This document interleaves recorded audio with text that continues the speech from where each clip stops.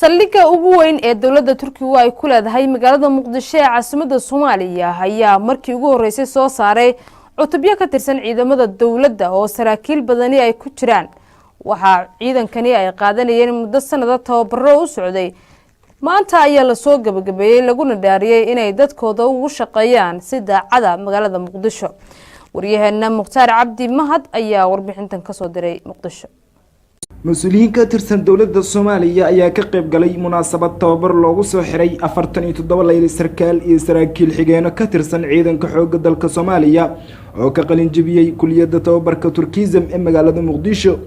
مناسبة دوحة قبجو كاها وزير كقاشانديق حكومة فدرال كالصومالية تليه هوري عيدن كحوق دالك سراكيل عيدن تليها عيدن كحوق دالك الصومالية سفير كدولة تركيا وفدية الصومالية عبدولي عبد العزيز محمد waxa uu kamid yahay saraakiisha maanta loo furay tababarka waxa uu ka hadlay adreenkiisa ee lagu barayo kuliyadan wuxuu inoo noqon doonaa hagaaga inta aan ku guda jirno waajibaadkan taariikhdeena weyn iyo qarankeena xoog leh waxay inoo noqon doonaan taageeradeena ugu weyn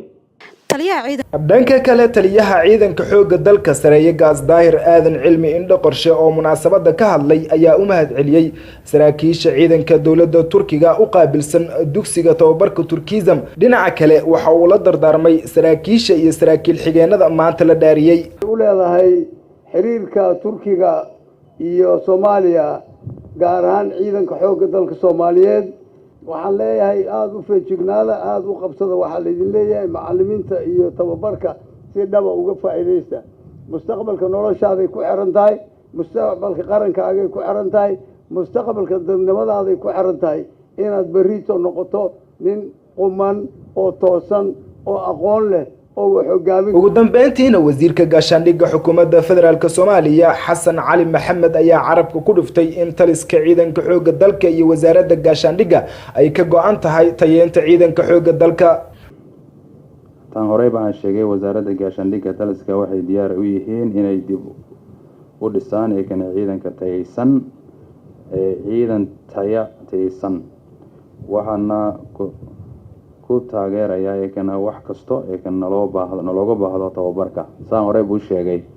annaga wax allaala wixii looga baahdo ku aadan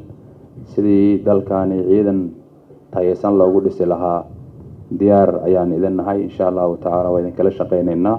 si kastaba ha ahaatee waxa bilooyinkii ugu dambeeyay kuliyadaasi lagu tababarayay ciidamo ka tirsan ciidanka xooga dalka Soomaaliyeed oo isku diyaarinaya inay ammaanka dalka kala wareegaan ciidamada AMISOM مختار عبدي آذن SBS TV مقدشو